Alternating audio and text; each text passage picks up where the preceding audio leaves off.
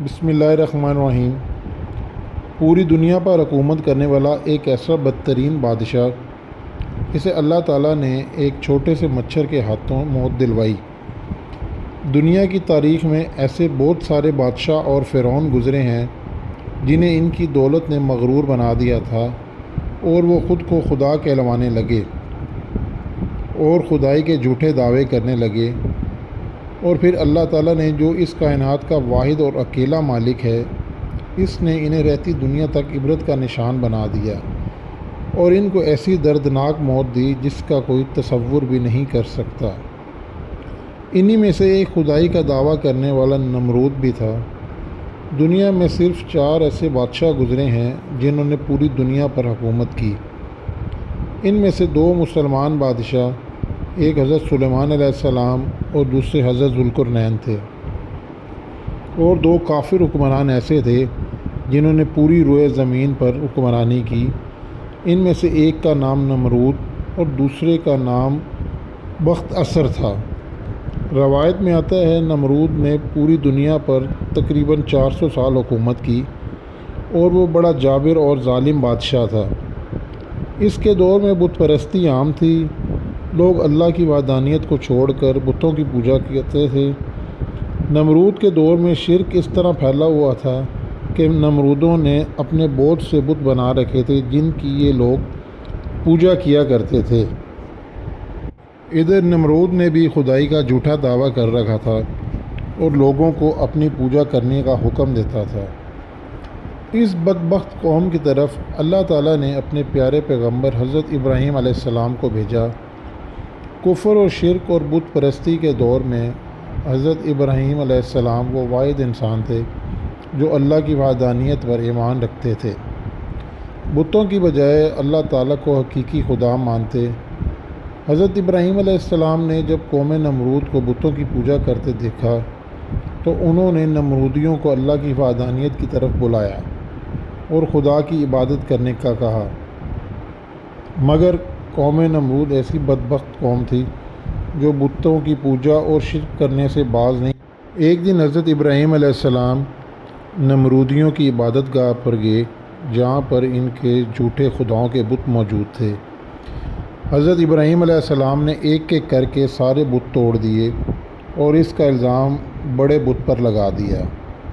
نمرودی جب اپنی عبادت گاہ آئے، انہوں نے اپنے تمام بتوں کو ٹوٹا ہوا دیکھا تو انہوں نے کہا یہ کام حضرت ابراہیم علیہ السلام کا ہے، کیونکہ وہ واحد انسان ہے جو بتوں کی پوجا کی بجائے خدا کی عبادت کرنے کا حکم دیتے ہیں، لہذا وہ سمجھ گئے یہ کام حضرت ابراہیم علیہ السلام کا ہی ہے۔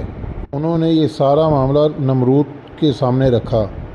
نمرود نے حضرت ابراہیم علیہ السلام کے قتل کا حکم دیا۔ چنانچہ نمرود کے حکم پر ایک مقام پر آگ جلائی جائے اور اس کے اندر ابراہیم علیہ السلام کو ڈال دیا جائے۔ چنانچہ ایسا ہی کیا گیا۔ کئی دنوں تک بہت ساری لکڑیوں کو اکٹھا کیا گیا اور اس میں آگ جلائی گئی، اور پھر حضرت ابراہیم علیہ السلام کو اس آگ میں ڈال دیا گیا، اور پھر اللہ تعالیٰ نے آگ کو حکم دیا ابراہیم علیہ السلام پر سلامتی اور ٹھنڈی والی بن جا۔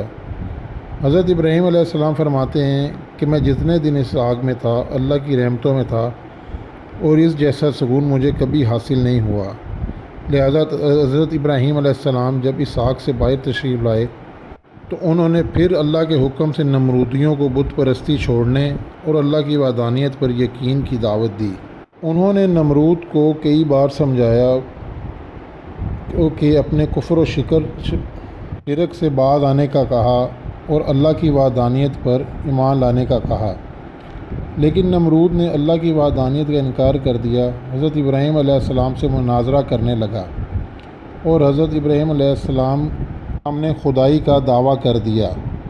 نمرود نے حضرت ابراہیم علیہ السلام سے سوال کیا تیرا رب کون ہے؟ تو حضرت ابراہیم علیہ السلام نے جواب دیا میرا رب وہ ہے جو زندگی اور موت دیتا ہے۔ اس پر نمرود تکبر سے مسکرایا اور کہنے لگا یہ تو میں بھی کر سکتا ہوں۔ چنانچہ نمرود نے 2 قیدیوں کو بلایا جن کو سزائے موت ہو چکی تھی۔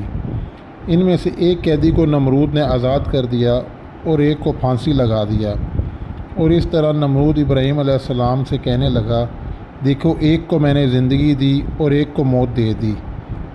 اور اس طرح نمرود حضرت ابراہیم علیہ السلام کے سامنے اپنی باطل دلیلیں دینے لگا کہ حقیقی خدا میں ہی ہوں، تو بتا تیرا خدا کون ہے؟ اس پر حضرت ابراہیم علیہ السلام نے کہا، میرا خدا وہ ہے جو سورج کو مشرق سے طلوع کر کے مغرب میں غروب کر دیتا ہے۔ اگر تو سچا خدا ہے تو سورج کو مغرب سے طلوع کر کے دکھا۔ چنانچہ حضرت ابراہیم علیہ السلام کی بات سن کر نمرود کا رنگ اڑ گیا اور وہ اپنی قوم کے سامنے رسوا ہو کر رہ گیا۔ اس کے بعد بھی نمرود اپنی سرکشی سے باز نہ آیا۔ اس کے باوجود حضرت ابراہیم علیہ السلام بار بار نمرود کو اللہ کی وحدانیت کا یقین دلاتے۔ بار بار ایسے کرنے سے نمرود تنگ آ گیا اور ایک دن کہنے لگا، اگر تیرا خدا سچا ہے تو اس کو بول اپنی فوج بھیجے اور میرے سے جنگ کرے۔ جیسے ہی نمرود بدبخت نے یہ بات کی، اسی وقت حضرت جبرائیل علیہ السلام حضرت ابراہیم کی بارگاہ میں پیش ہوئے۔ حضرت ابراہیم علیہ السلام سے کہنے لگے، اللہ تبارک تعالیٰ کا لشکر جنگ کے لیے تیار ہے۔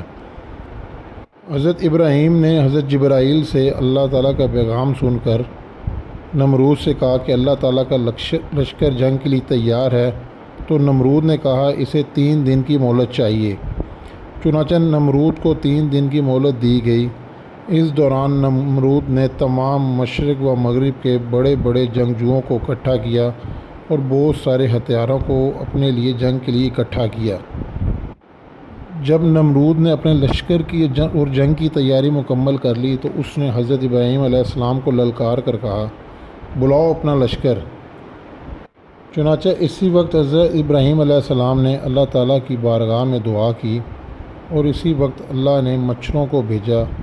ان مچھروں کی تعداد اتنی زیادہ تھی کہ ان میں سورج بھی نظر نہ آتا۔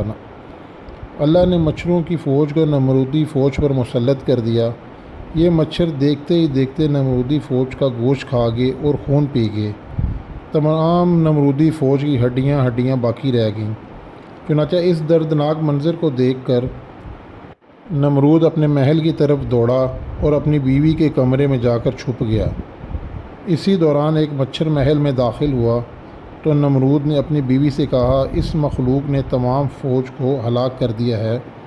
اسی گفتگو کے دوران وہ مچھر اللہ کے حکم سے نمرود کی ناک میں داخل ہو گیا اور نمرود کے دماغ کو چاٹنے لگا۔ جب وہ مچھر نمرود کے دماغ کو چاٹتا تو اس کو اتنی تکلیف ہوتی کہ وہ اپنے سر کو دیواروں میں مارتا۔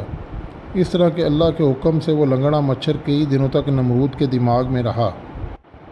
نمرود نے اپنے محل میں حکم جاری کیا، جو بھی دربار میں آئے وہ پہلے اس کے سر پر جوتے مارے۔ جوتے کھانے کے بعد نمرود کو تھوڑی دیر آرام محسوس ہوتا، لیکن کچھ دیر بعد ویسے ہی تکلیف شروع ہو جاتی۔ اسی طرح اللہ تعالیٰ نے ایک مچھر سے نمرود کو سزا دلوائی۔ نمرود تکلیفوں کی وجہ سے اپنے سر کو دیواروں میں مارتا۔ یہ وہی نمرود تھا جو خدائی کا دعویدار تھا۔ وہ اپنے سر کو دیواروں میں مار مار کر ہلاک ہو گیا۔ اس طرح اللہ تعالیٰ نے نمرود کو دردناک موت دے کر رہتی دنیا تک نشان عبرت کا نشان بنا دیا۔